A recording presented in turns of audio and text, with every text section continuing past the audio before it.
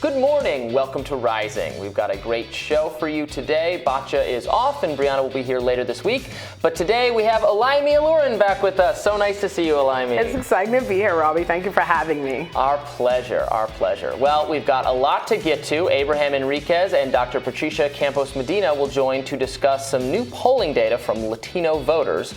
And then also we'll get into, of course, Kanye West's deplatforming from Twitter and Instagram. But first, last Thursday, President Biden announced he will issue mass pardons for people convicted of possessing marijuana under federal law. The White House will also advise the Department of Justice to review cannabis's status as a Schedule I drug, where it's currently classified along with heroin, LSD, and ecstasy. Let's watch this. As I said when I ran for president, no one should be in jail just for using or possessing marijuana. It's already legal in many states, and criminal records for marijuana possession have led to needless barriers to employment, to housing, to educational opportunities. And that's before you address the racial disparities around who suffers the consequences. While white and black and brown people use marijuana at similar rates, black and brown people are arrested, prosecuted, and convicted at disproportionately higher rates. The announcement serves as an unexpected win for cannabis and criminal justice reform advocates alike. However, not everyone is completely satisfied.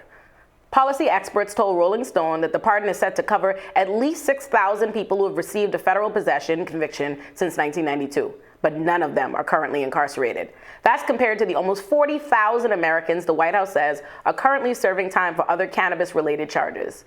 Criminal defense lawyer Dr. Rebecca Kavanaugh tweeted, quote, Biden's announcement is kind of smoke and mirrors because most federal prosecutions for marijuana are for sale or for trafficking, not possession, even when the amount of weed involved is very small.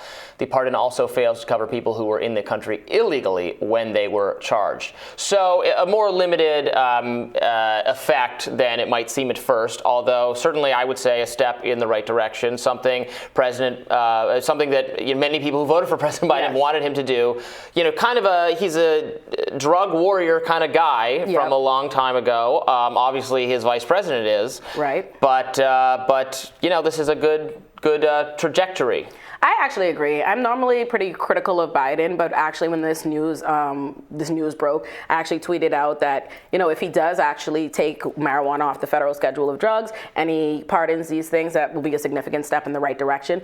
Although I want to be fair. In fairness, there are lots of people that are not going to be positively impacted, right? It shouldn't just extend to people who possess marijuana, but also people who have sold marijuana too. I also think it's important that he encouraged the states to do similarly with state convictions, because that's where most possession cases are handled on the state level. The federal government actually doesn't prosecute these things, which also I think is relevant when we look at who this will impact, because more likely, not only are this only 6,500 people from 1992 to now, but they probably have other charges and other things, right? The federal government generally doesn't handle these kinds of possessions, so it probably won't have as positive of an impact there. I would say the people who would most stand to benefit from a law like this are immigrants. Federally, the federal issue, immigrants are often deported. Many immigrants have been deported or made inadmissible because of things like this, but unfortunately, the specific caveat on the law excludes them. So I'm wary of just how impactful it will be, but I want to give credit where credit is due, and this is still a positive step. For a drug that is treated like heroin, like LSD, et cetera, that is not addictive, does not like kill. I don't know where are the bodies, the marijuana bodies. I don't know. There's dozens of them. I don't know. It's decriminalized in 31 states already. It's legal in 11 states. We already just pop cultures in our social values.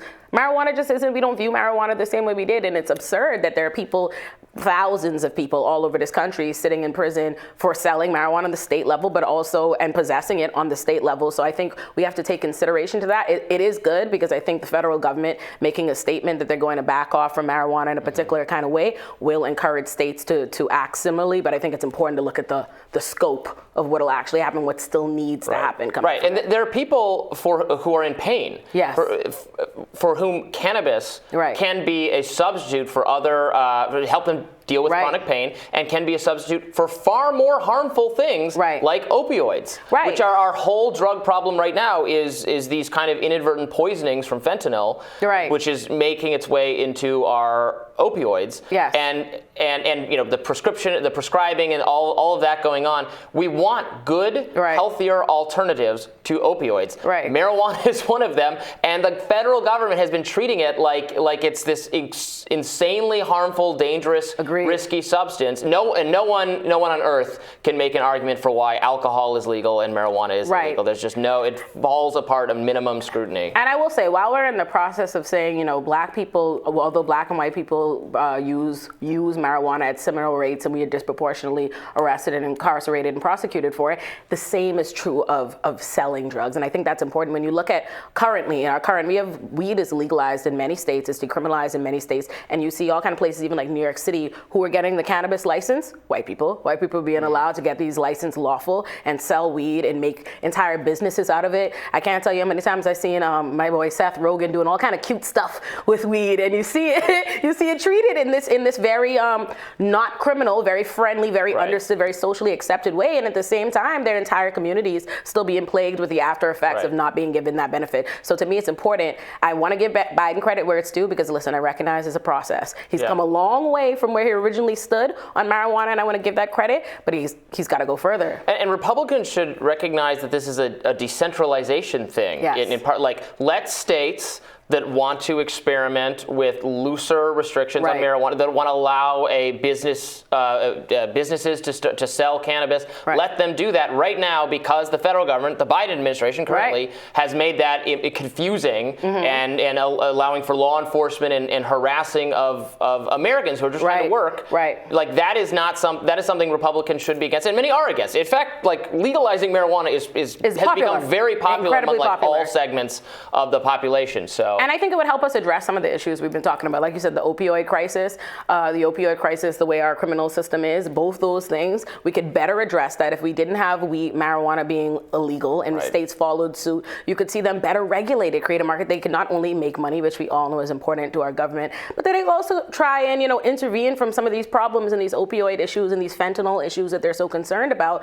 They could better have a control over that if they actually got in the business. Absolutely. Yeah. Well, Vice President Kamala Harris was certainly gleeful to announce the Biden administration's change in policy.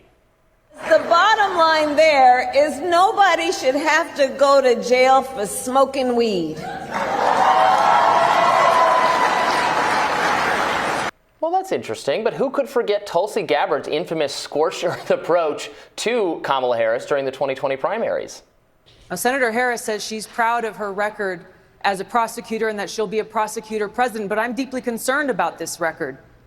There are too many examples to cite, but she put over 1,500 people in jail for marijuana violations and then laughed about it when she was asked if she ever smoked marijuana. She blocked evidence. That would have freed an innocent man from death row until the courts forced her to do so. She kept people in prison beyond their sentences to use them as cheap labor for the state of California. And she fought to keep cash bail system in place that impacts poor people in the worst kind of way. And it's not really as if Kamala Harris has ever written off those policies or apologized for them or explained what changed in her thinking, because it really wasn't thinking. It was just, there's no ideology to her, right? Yeah, listen, and I don't think this is just true of Kamala. I think this is true of many of our politicians. Oh, of course. Yeah. They do what they believe is popular, unfortunately, for most of our lifetime. And to some degree, it's changed a lot. There's a lot of pushback to what conventionally was thought of as tough on crime. But in not fairness, because I'm highly critical. I don't have nothing positive to say about Kamala's prosecutorial record, and I am not going to defend it, but I'm going to say, just in the very least, she was in the company of a world of politicians that just... Everyone. Exactly, she was. That being said, if times have changed, and if you are now changing your positions because, your base, your party, the country does not feel that way anymore, that's fine. I want you to do better. I'd rather you change and make change than be dogmatic about something just so you don't have to, wipe the egg off your face, but it's better to acknowledge it. Exactly. When people criticize politicians for flip-flopping, I always say, well, which way did they flip? Yeah, I want you them to change. Flip in my direction. election. Yes. And then we can, And I want to incentivize that. That's why I didn't come out here, talking about. Yeah. Because Biden's track record's not great when it comes to things like this, right? And neither is Kamala's. But I would much rather they try and make positive change than just stay the same way. So I'm going to incentivize that by not giving them a lot of grief at the top of this morning. All right. Well, coming up next, I'll tell you what's on my radar. Stay tuned for that.